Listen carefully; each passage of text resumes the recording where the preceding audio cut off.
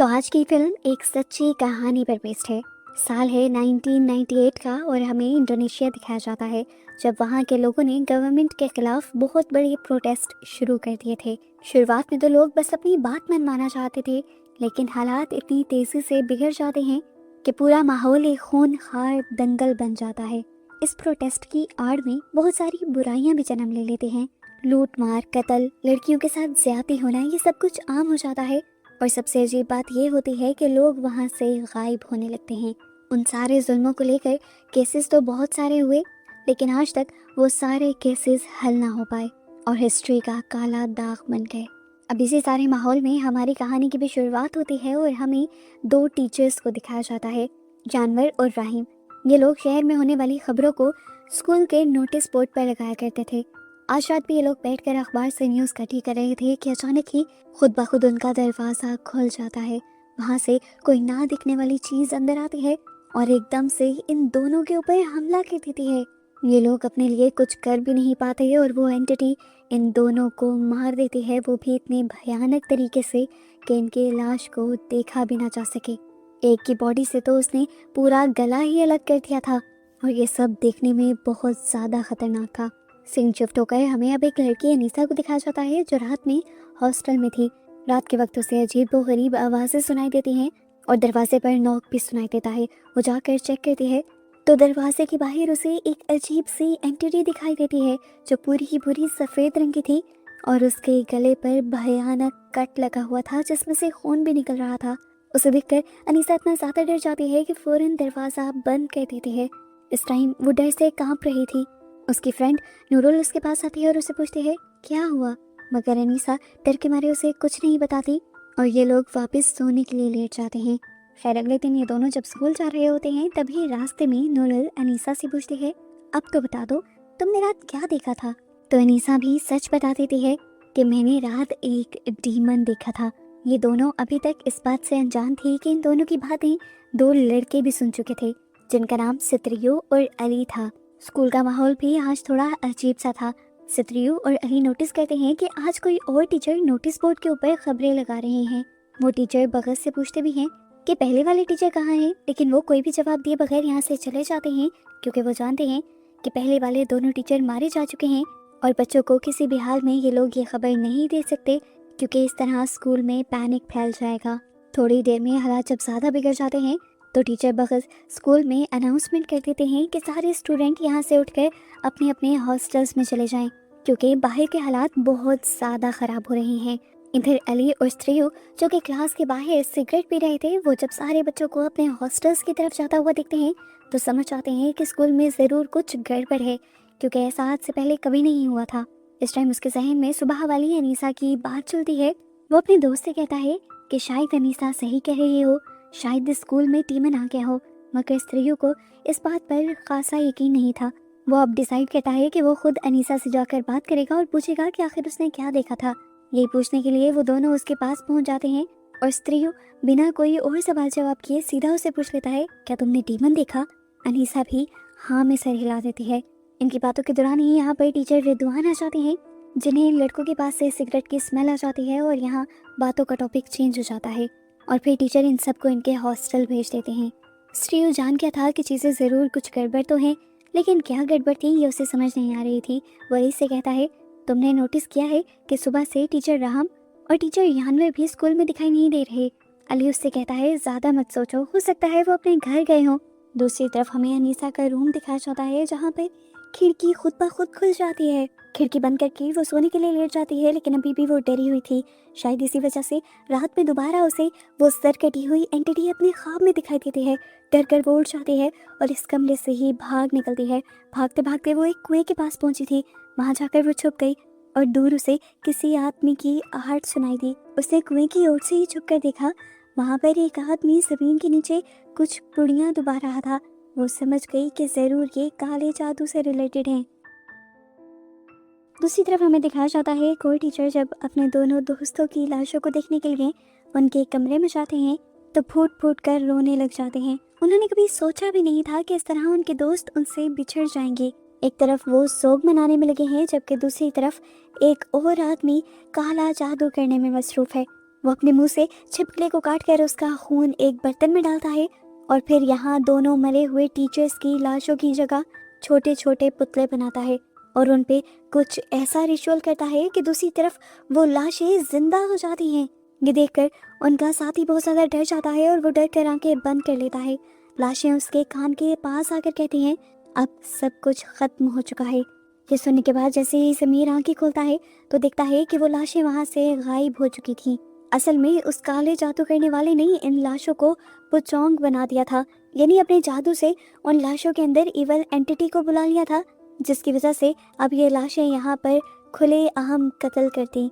समीर ये बात समझ गया था, इसीलिए वो फौरन यहाँ से जाना चाहता था, लेकिन अचानक यहाँ का दरवाज़ा बंद हो जाता है और फिर ऊपर से ये दोनों पुचोंग उसके ऊपर खून की उल्टियाँ करते हैं और ये खून इतना गर्म होता है कि उसका पूरा मुंह जल जाता है। इस टाइम सत्रियू और अनीसा दोनों समीर के चिल्लाने की आवाज़ें सुनते हैं और जब उसे बचाने के लिए उसके पास पहुंचते हैं तो देखते हैं कि समीर तो बिल्कुल एक बुत बन चुका है।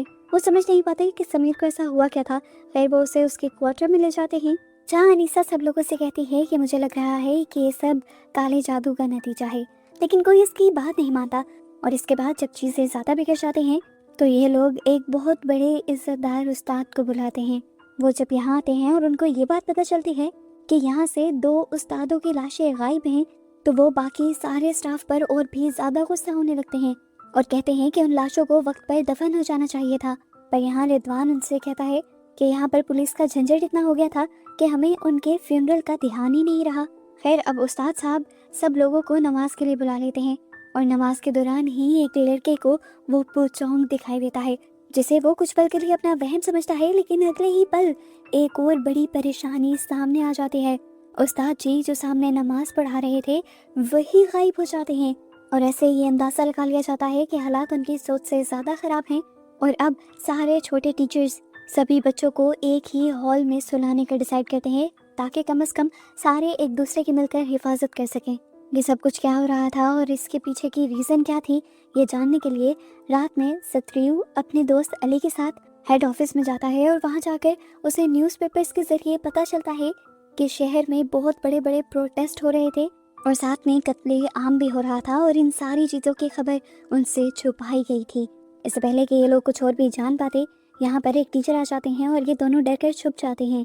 दूसरी तरफ हमें हॉल में दिखाया जाता है कि अचानक अनीसा नींद से उठ जाती है। वो देखती है कि इस टाइम हॉल में कोई भी नहीं है और नूरुल उसकी दोस्त अजीबोगरीब हरकतें कर रही है। अनीसा नूरुल के पास जाती है और देखती है कि वो तो पोसेस हो चुकी है और पोसेस हुई हुई नूरुल अब उसके कान में आकर कहती है, सब खत्म हो चुका है। ये कहकर वो अनीसा को मारने के लिए उसकी तरफ बढ़ने ही वाली थी, लेकिन अचानक अनीसा की आँख खुल जाती है और हमें पता चलता है कि ये बस उसका एक बुरा ख्वाब था। नूरुल भी ठीक थी और सब उसके आसपास थे। सुबह में अनीसा जब वॉशरूम जाने लगी तो वही सरकटी हुई एंटिटी जो बार बार उसे डरा रही थी, वो उसके कान में आकर एक कॉटेज के बारे में उसे बताती है और वहाँ जाने को कहती है। अनीसा कंफ्यूज हो जाती है कि आखिर उस कॉटेज में ऐसा है क्या जो बार बार ये एंटिटी वहाँ जाने को कह रही थी।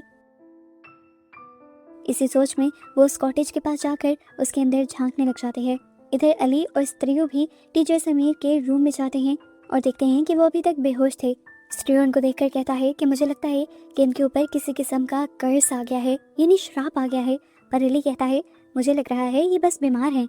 इनकी बातों के दौरान ही अचानक समीर की बॉडी हवा में उड़ जाती है और ये देखकर अली तो डर कर वहाँ से भाग ही जाता है, क्योंकि उसे भी ये बात कन्फर्म हो जाती है कि ज़रूर सर समीर की बॉडी के अंदर किसी किस्म का कर्ज ही था।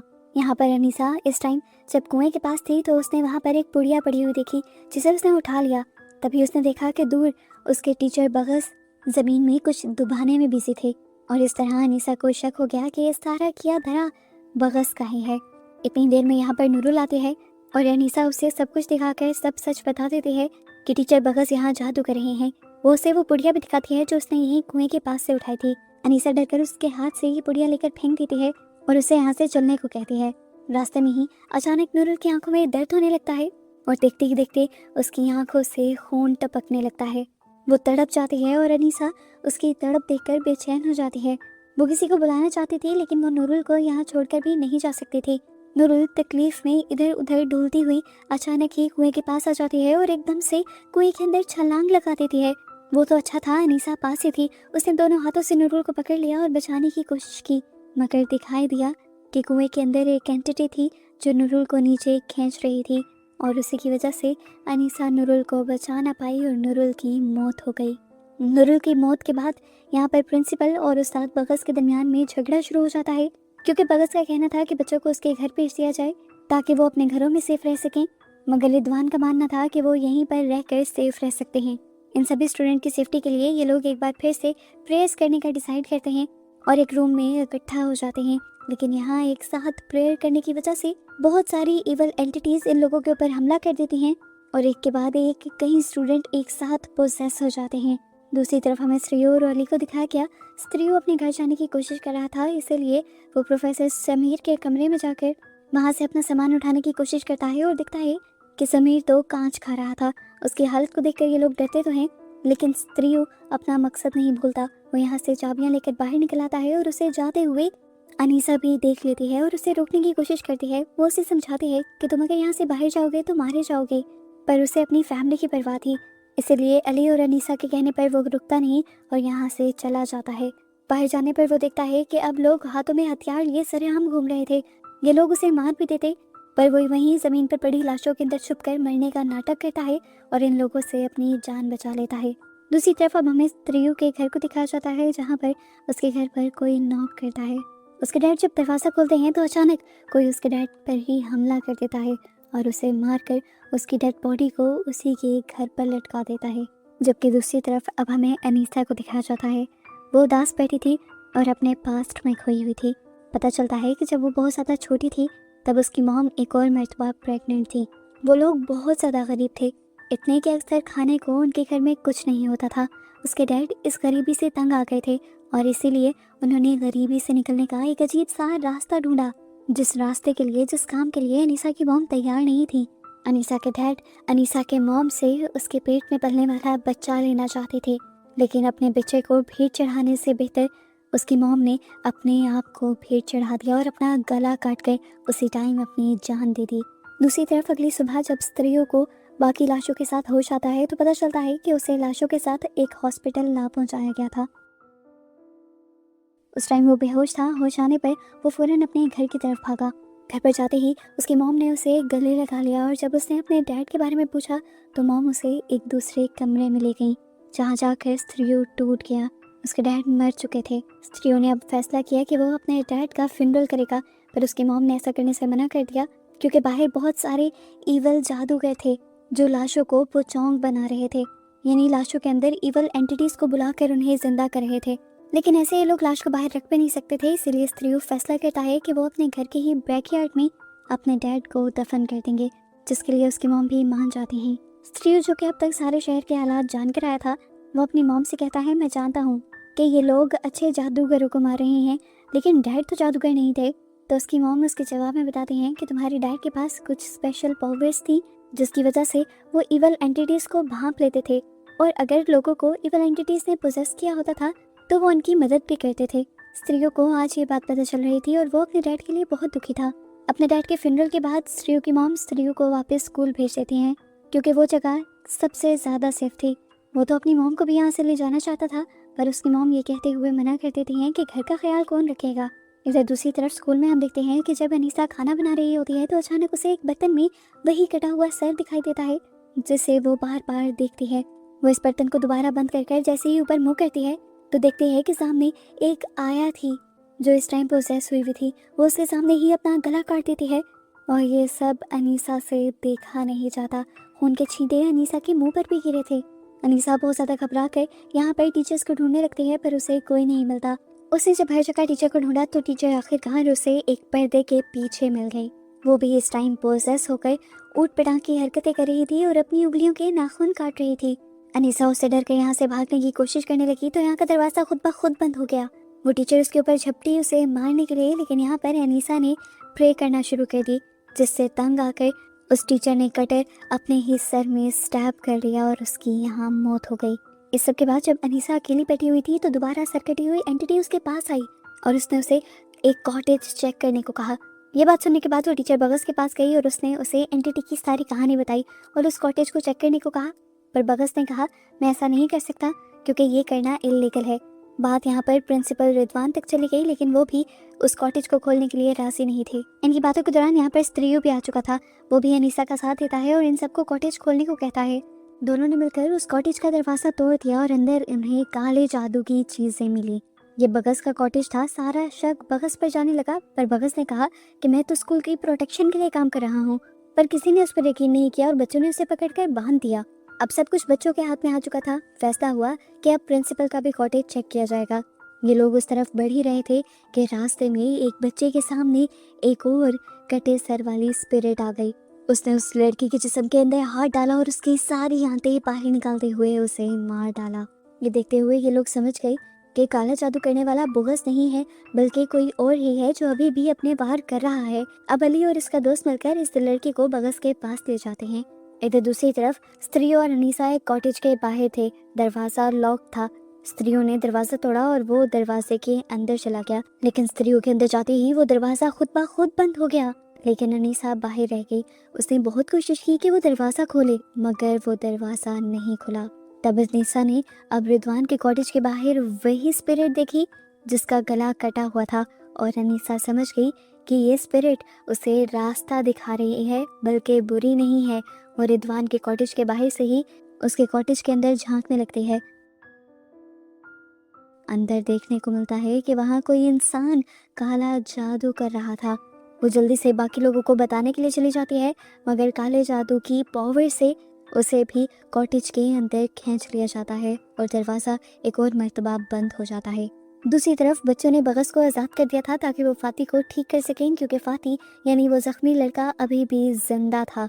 इससे पहले कि बगस कुछ कर पाता, यहाँ से लाइट चली जाती है और अब इस पॉइंट पर आकर मूवी का सबसे बड़ा राज खुलता है। काला जादू करने वाला कोई और नहीं बल्कि खुद यहाँ का प्रिंसिपल था। वो काले जादू से अनीसा को हवा में उठाता है और उसके हाथ पाँव में कीले ठोक देता है।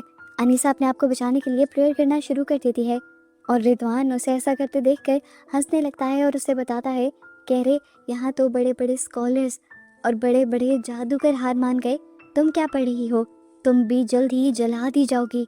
यहाँ वो बताता है कि वो एक बहुत बड़ा काला जादूगर है और ये सारा कत्लेआम उसने इसलिए करवाया ताकि वो शैतान को इतने सारे सेक्रीफाइस देकर शैतान को इस दुनिया में बुला सके।